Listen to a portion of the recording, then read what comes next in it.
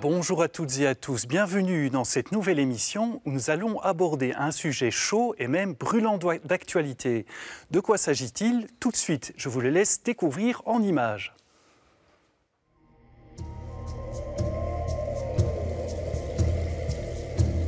La 27e conférence de l'ONU sur le climat se solde par un accord qui ne prévoit pas un abandon des États aux énergies fossiles. Autrement dit, c'est un échec. Alors que les conséquences du changement climatique sont de plus en plus visibles et qu'une transition vers des énergies renouvelables devient urgente, il semblerait que cela a bien du mal à se mettre en place. Que faudrait-il? Que le monde politique se mobilise plus? Que les investissements publics soient plus importants? Que les grandes entreprises se reconvertissent? Bref, que tout un système basé sur la croissance, la production, la consommation tout azimut change de cap? Il faudrait mieux consommer et probablement moins consommer. Tout en sauvegardant les emplois, le pouvoir d'achat et l'équilibre social, il faudrait oser une véritable reconversion.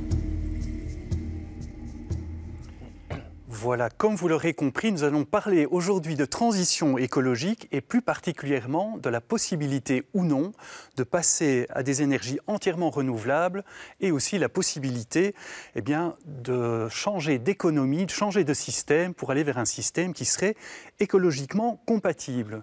Alors pour aborder ces questions complexes, 3 invités avec moi aujourd'hui. David Abels, bonjour. Bonjour. Vous êtes animateur pastoral en écologie intégrale pour le Brabant wallon.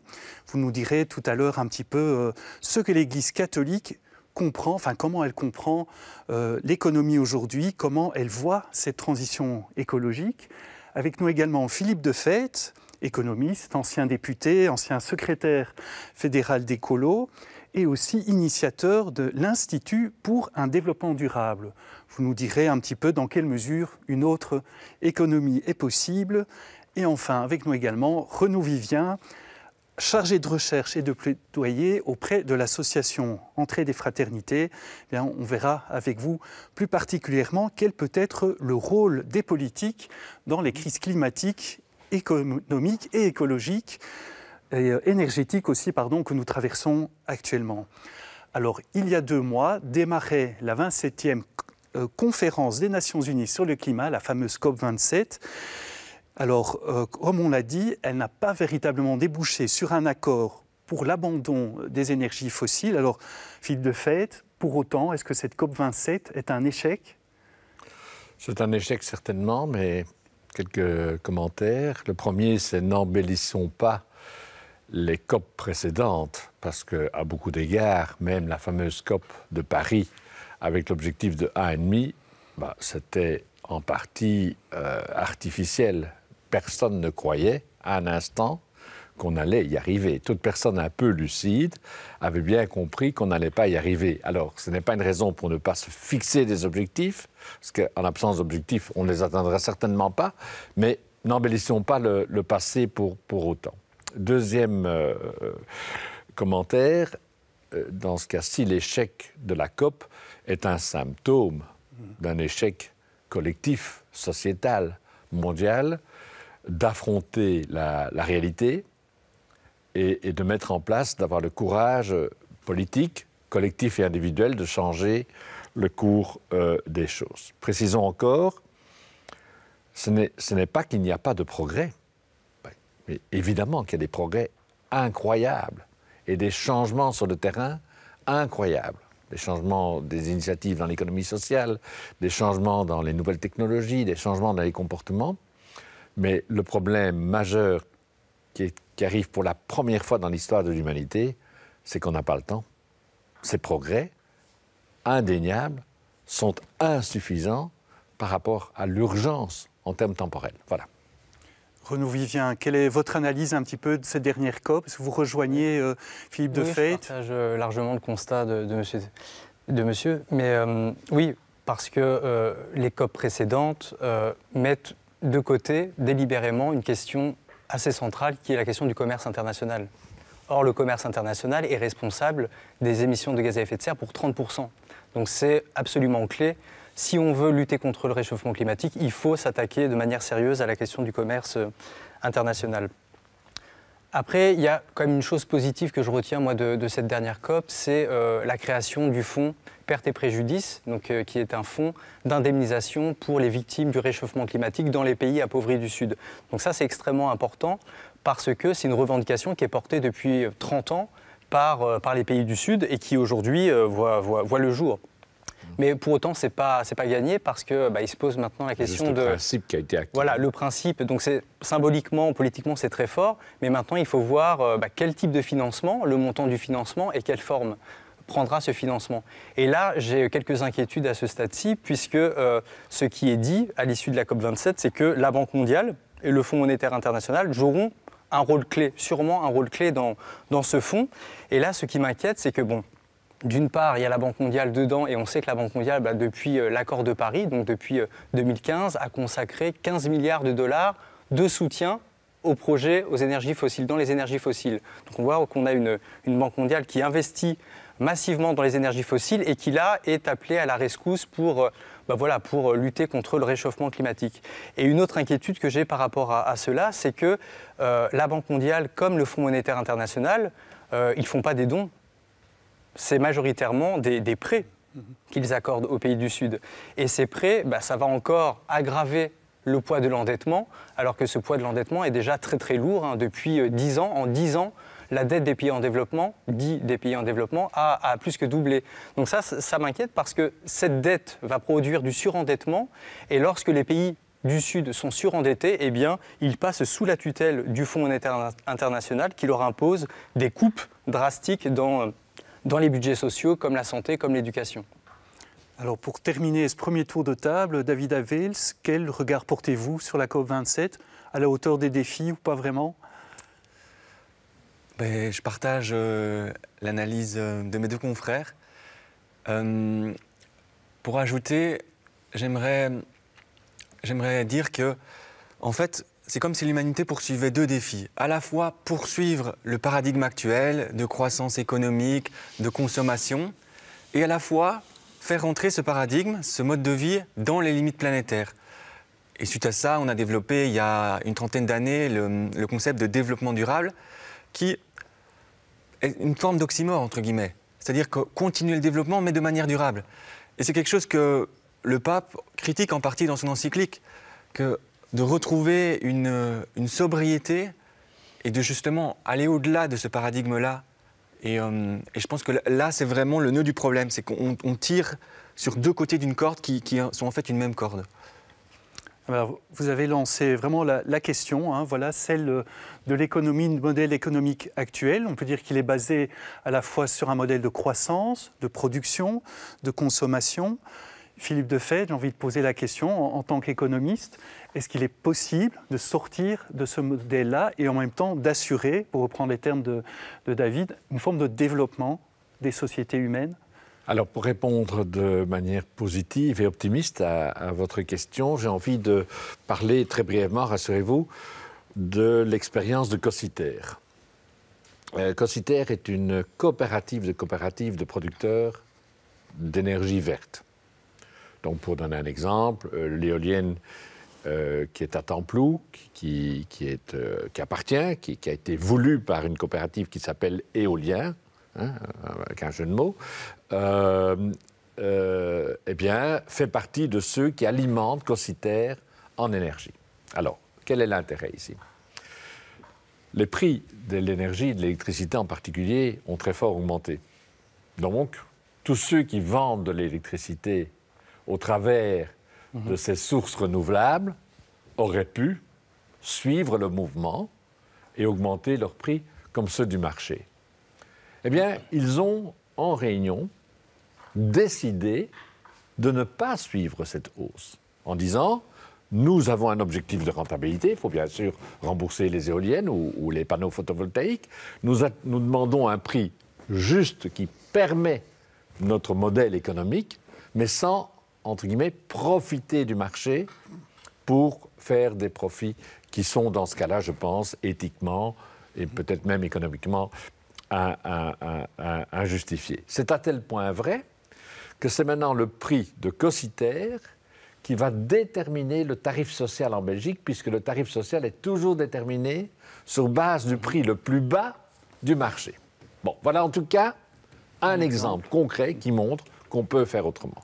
Alors maintenant, ne tombons pas dans la naïveté, on ne va pas changer l'économie, on ne va pas changer la marche du monde avec des belles histoires, aussi belles soient-elles. D'ailleurs, celle-ci est absolument magnifique, ce qui prouve que la cupidité, qui est quand même à la base de notre fonctionnement collectif, en termes économiques en tout cas, n'est pas la seule voie possible. Donc on ne va pas changer l'économie avec des belles histoires, il faut maintenant essayer d'en tirer des conclusions. Et la principale conclusion, c'est que on en sortira si on régule mieux l'économie. Hein, je continue à penser qu'il y a de bons côtés à l'économie de marché, il faut laisser la place à l'initiative, il faut laisser les gens innover, il ne faut pas trop contrôler au quotidien ce que chacune d'entre nous fait comme producteur ou comme consommateur, mais il faut réguler plus. Et notamment, dans ce cas-ci, on aurait dû réguler les prix de l'énergie. Voilà. Je permets encore d'ajouter ceci. Ce qui est dramatique dans l'expérience de Cossiter, oui, pas l'expérience, mais dans son environnement, c'est qu'aujourd'hui, évidemment, il y a plein de consommateurs qui souhaitent s'adresser à Cossiter. Pourquoi ne l'ont-ils pas fait avant? Ils ne l'ont pas fait avant parce qu'effectivement, Cossiter était un petit peu plus cher que les autres fournisseurs d'électricité. Et ça ne va pas, on n'aime pas, c'est cher, on doit faire des économies. Et aujourd'hui, tout le monde, il fallait voir au salon Valériane à Namur, il y avait une file de gens qui étaient au stand Cossiter pour devenir coopérateurs. Mais en même temps, n'accablons pas ceux qui veulent changer, accablons quand même un peu aussi le gouvernement wallon qui n'a jamais vraiment soutenu de manière très claire, très ferme, ces coopératives citoyennes. Alors, il va y avoir tout de suite une question à Renaud Vivien sur le rôle des politiques, mais quand même encore une question à vous, Philippe Defeit. Oui. Est-ce qu'il est possible de moins consommer? On parle de surconsommation, de modèle consumériste. Est-ce qu'il est possible de moins consommer et pourtant de maintenir en quelque sorte, de répondre aux besoins élémentaires des personnes, de garantir l'emploi? C'est possible? Alors, l'équation n'est pas facile parce qu'il faut aussi être très clair. Non, entre parenthèses, l'histoire économique est remplie d'exemples de reconversion, hein, mais il est très clair que des secteurs ou des activités ou des entreprises vont avoir du mal dans une transition écologique. Oui, effectivement. Mais il faut donc accompagner le moment. Il faut en tout cas un fonds de reconversion écologique, de transition, un fonds à ce point solide, à ce point clair, que personne ne doit avoir peur d'être le seul à payer les conséquences de la transition. Hein, parce qu'il va y avoir des gagnants dans la transition, mais il va y avoir des perdants. Et on ne peut pas financer une transition sur le compte des perdants. Donc on doit en quelque sorte mutualiser les risques. Donc ça me semble quelque chose d'extrêmement important, mais pour le reste, comme je le disais, réguler et encore réguler, avec aussi parfois des changements de comportement. Est-ce que nous avons absolument, ce qui est un peu la logique de notre modèle de développement, tous les droits? Nous avons le droit, c'était le cas dans le temps, de chauffer les terrasses, parce qu'on avait envie d'avoir chaud quand il fait moins 10 dehors. Est-ce qu'on a le droit de chauffer tout à n'importe quelle température, à n'importe quel moment? Est-ce qu'on a le droit de trouver tout ce dont j'ai rêvé au moment même, n'importe quel jour, n'importe quelle saison, quand je rentre dans un magasin, tous les produits que j'ai envie? C'est un peu aussi une question qu'il faut changer cette logique d'un droit absolu à tout de suite. Parce que le tout de suite signifie dégâts écologiques et dégâts sociaux. Renaud Vivien, est-ce que les politiques ont un rôle important à jouer justement en termes d'investissement pour passer à des énergies renouvelables, pour changer le système? Oui, absolument. Il faut réglementer, réguler, comme vous l'avez dit, et il faut lever les obstacles aujourd'hui à la transition énergétique.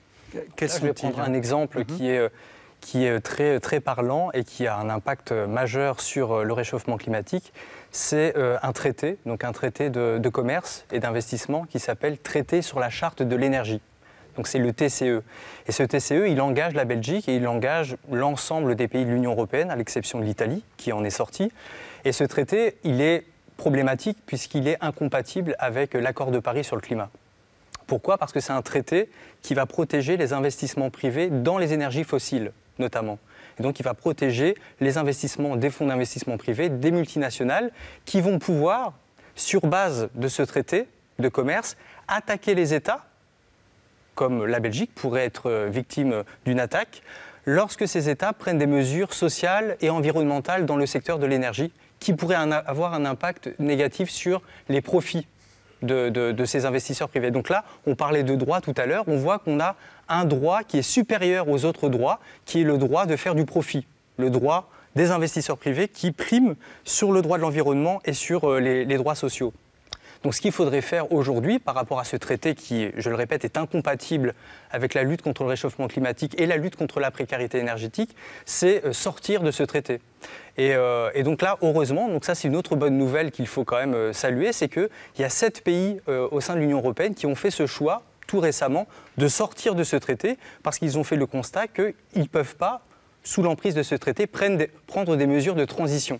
Donc nous, c'est ce qu'on plaide au niveau de la Belgique, c'est que la Belgique rejoigne ces 7 autres États. Et parmi ces 7 autres États, il y a les Pays-Bas, la France, l'Allemagne, l'Espagne, l'Italie, qui ont fait le choix raisonnable de sortir. Donc c'est ici un exemple magnifique qui montre bien qu'au plus les entreprises publiquement défendent le libre marché, le risque, l'investissement, au plus, dans les coulisses, ces gens ne veulent surtout pas des risques et du marché. En fait, beaucoup d'investisseurs disent qu'ils sont pour le libre marché, mais souhaitent que leur investissement à eux soit protégé de tous les risques. Tant pis si c'est quelqu'un d'autre qui paie la facture. Et l'exemple du traité de charte de l'énergie est un magnifique exemple. On veut bien investir dans le fossile, mais attention, les risques, c'est pour les autres, pas pour nous. David Abels, on a déjà abordé beaucoup de sujets. Vous avez évoqué déjà l'encyclique du pape François Laudato Si, écrite en 2015 déjà. Le pape François, dans ce texte, développe une notion d'écologie intégrale. Alors, vous êtes justement animateur en écologie intégrale. Alors, est-ce que justement cette notion permet d'avoir un autre regard sur l'économie, permet peut-être de tenir compte de droits écologiques. Enfin, voilà. Quelle est un petit peu la vision de l'Église par rapport à tous ces problèmes qu'on vient d'aborder? Évidemment, une très vaste question. C'est une notion vaste, l'écologie intégrale. C'est une écologie qui comprend à la fois les aspects plus environnementaux qu'on peut s'imaginer, mais sans oublier la question sociale. Le pape dit que finalement, il faut à la fois répondre aux cris de la terre et aux cris des pauvres. Et puis aussi, l'écologie intégrale, elle comprend aussi les différentes dimensions de notre société. C'est-à-dire que le pape, il parle à la fois des dimensions techniques, des dimensions de l'écologie individuelle, des dimensions politiques, économiques, philosophiques et même spirituelles. Alors, l'idée centrale, une des idées centrales au sein de Laudato Si, c'est que il est important de remonter aux racines de la crise et que ces racines, elles sont plutôt d'ordre culturel, philosophique et spirituel. Dans quel sens ? Dans le sens que ce serait finalement une forme de relativisme total où on n'a pas de limite, tout est permis, ça a déjà été abordé ici. Dans le sens aussi, on est allé vers une société de consommation où c'est simplement, finalement, on désire simplement consommer maintenant, ici, et on n'a pas de belle fin, de grande fin en tant que société, en tant que civilisation pour l'humanité. Et puis Dieu est devenu absent aussi. Il y a comme un désir dévié, un désir qui peut-être est présent dans l'être humain et qui maintenant est dévié vers la consommation, une forme de manger le monde, quoi. Et il n'utilise pas tout à fait cette expression, mais c'est ça qu'il veut dire, quoi. Donc c'est ça les racines de surconsommation. Donc c'est un désir mal orienté, peut-être une forme de cupidité, comme égoïsme, individualisme, c'est ça. Alors par rapport à ça, le pape François justement met en avant, on l'a évoqué aussi, une dimension de sobriété. Est-ce que la sobriété peut être une valeur économique ? Tout à fait. Moi je le crois très fort. On a bâti cette économie sur justement l'inverse, la consommation, le profit. Et pourtant, une des définitions de l'économie, c'est l'allocation des ressources rares, la répartition et l'allocation. Et peut-être qu'on devrait réfléchir à ça dans ce contexte où la société, justement, aujourd'hui, on rencontre les limites de la planète. Et sans doute, on est appelé à repenser totalement notre modèle économique pour qu'on puisse avoir une belle croissance, mais peut-être une croissance plutôt humaine, peut-être spirituelle, plutôt qu'une croissance économique en termes de biens, où ici en Europe, on voit bien que non seulement ça ne rend pas les sociétés plus heureuses à partir d'un moment, mais même on ne pourra pas la maintenir. Et du coup, sans doute qu'on devrait essayer de trouver une forme de sobriété heureuse. Ouais. Renaud Vivien, ça vous parle, cette notion de sobriété? Oui, mais il faut quand même pas mettre tous les gens, toutes les personnes dans le même sac. Par exemple, les personnes les plus précarisées dans notre pays, en Belgique, font déjà de la sobriété. Ce sont des champions de la sobriété, ils n'ont pas le choix. Ils n'ont pas choisi. Oui. Ce que je veux dire par là, c'est qu'il faut imposer, donc réglementer, imposer une certaine sorte de sobriété, mais d'abord, spécifiquement pour les classes les plus aisées, les plus riches. Parce que c'est leur mode de vie qui est le plus polluant. C'est valable en Belgique, mais c'est valable aussi à l'échelle mondiale. Oui. Donc voilà, c'est d'abord... Donc c'est pas une excuse pour moins consommer individuellement. Mais je pense que les mesures doivent d'abord cibler les personnes qui ont le plus de moyens financiers, les plus riches, parce que ce sont elles qui finalement sont les premières responsables de la destruction de la biodiversité et du climat. Oui. Vous êtes d'accord? Et les entreprises, ça vaut aussi pour les entreprises qu'elles devraient pouvoir contribuer de cette façon-là? Évidemment, évidemment. Sur la sobriété, je pense qu'il y a un aspect, je suis tout à fait d'accord avec Renaud, sur lequel on n'insiste pas assez. Autant il y a des surconsommations dans notre société, du gaspillage même, selon clair, on gaspille des ressources qui n'ont aucun impact, aucun intérêt collectif et individuel, autant il y a des ménages qui sous-consomment. Je veux dire, la mobilité est excessive pour certains, n'a pas de sens, et pour d'autres, la mobilité est insuffisante pour avoir le plaisir de découvrir le monde, de quitter son quartier, de rencontrer d'autres personnes, d'aller voir. Donc, il y a un problème de sous-consommation. Ce qui m'amène alors à une réflexion plus globale, d'attirer l'attention sur le problème suivant. Certains disent on va régler la question, y compris écologique, en redistribuant autrement les revenus. Admettons qu'on y arrive, mais sans changement de comportement de la société, une redistribution des revenus ne va pas diminuer l'empreinte écologique. Soyons très clairs, si vous distribuez aujourd'hui des revenus du haut vers certains ménages de la classe moyenne, mais ça veut juste dire qu'un certain nombre de la classe moyenne pourront se payer demain l'avion qu'ils ne peuvent pas se payer aujourd'hui. Donc mais je ne suis pas en train de dire qu'il ne faut pas redistribuer les revenus. Je dis simplement il y a on doit travailler deux questions en même temps, en parallèle, en étroite cohérence, la question de la redistribution des revenus et la question de diminuer son empreinte. Renaud Vivien, il y a aussi une question qu'on a abordée en filigrane, qui est celle de la crise énergétique. Cet hiver n'est pas évident de ce point de vue-là. Et d'après notre Premier ministre, les prochains hivers ne seront pas non plus. Est-ce que une transition vers des énergies entièrement renouvelables, est-ce qu'un abandon total des énergies fossiles est possible dans le contexte actuellement, d'un point de vue politique, sociétal? Ça doit être l'horizon, l'abandon des énergies fossiles.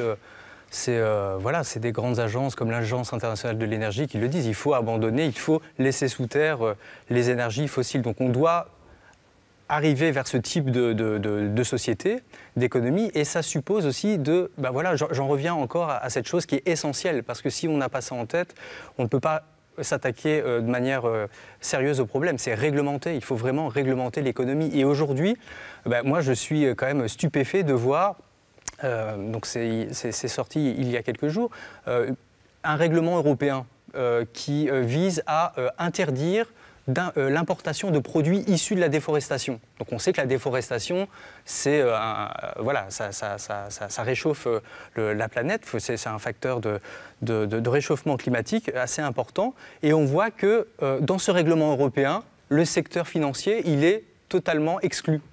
Donc le secteur financier n'a aucune contrainte, alors que c'est parce que les banques financent les projets d'énergie fossile que ces projets d'énergie fossile peuvent se développer. Donc là, il y a vraiment aussi un intérêt, une urgence à s'attaquer au système financier pour le réglementer. Parce qu'aujourd'hui, on parle de finance verte, il n'y a pas de finance verte, à vrai dire. En fait, au niveau général, la finance verte n'existe pas encore. Et ce qu'il faudrait, donc, c'est prendre des règlements, réglementer le secteur financier. Et j'en reviens à la question du commerce international qui est clé et qui engage la Belgique, parce qu'on dit, la Belgique est très ouverte au niveau commercial sur le reste du monde. Il faut que la Belgique use de son poids au sein des instances européennes pour s'opposer à l'accord entre l'Union européenne et les pays du Mercosur. Donc ça, c'est un accord qui va revenir sur le devant de la scène, puisque Lula a été élu au Brésil et qu'il y a une volonté quand même d'avancer sur cet accord de commerce. Et cet accord de commerce va encore aggraver le réchauffement climatique. Et cet accord n'est assorti, ne contient aucune norme contraignante à la fois socialement et environnementalement. Donc là, il y a une urgence aussi à... on ne peut pas jouer sur les deux tableaux. On ne peut pas dire d'un côté, on va lutter contre le réchauffement climatique et de l'autre, valider, signer des accords qui amplifient ce réchauffement climatique. Et en plus, je vais conclure sur cet accord qui est vraiment important. Il y a une dimension liée à la santé, parce que cet accord va autoriser l'introduction, l'importation en Europe de pesticides qui aujourd'hui sont interdits d'usage sur le sol européen, puisqu'on va devoir, avec cet accord, importer des produits d'Amérique du Sud qui contiendront des pesticides qui sont dangereux pour la santé. Voilà, donc l'aspect commercial qui est évidemment essentiel. Il reste moins de 2 minutes pour terminer cette émission. Alors j'ai envie de vous demander à tous les trois, en 20 secondes, quel serait votre modèle d'économie idéal? Voilà. Bon, je ne vais pas rentrer, c'est trop court, mais je voulais juste dire, les politiques font une erreur profonde parce qu'ils sous-estiment la capacité de changement de leurs citoyens. Et ça, c'est quelque chose de dramatique, cette prudence excessive des états-majors. Surtout, on approche maintenant d'élections régionales, fédérales et communales.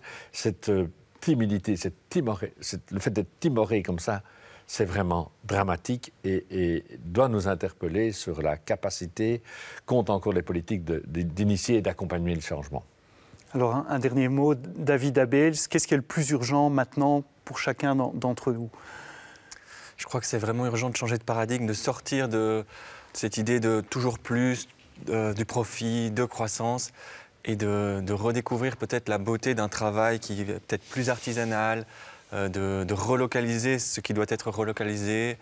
Et de moins, c'est plus aussi.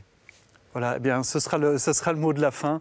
Merci à tous les trois d'avoir abordé ces questions très complexes. Merci à vous aussi d'avoir été là. Si cette émission vous a plu, eh bien, n'hésitez pas à le revoir sur la plateforme Ovio de la RTBF ou sur le site de Catobel, catobel.be. Merci encore, prenez soin de vous et à très bientôt.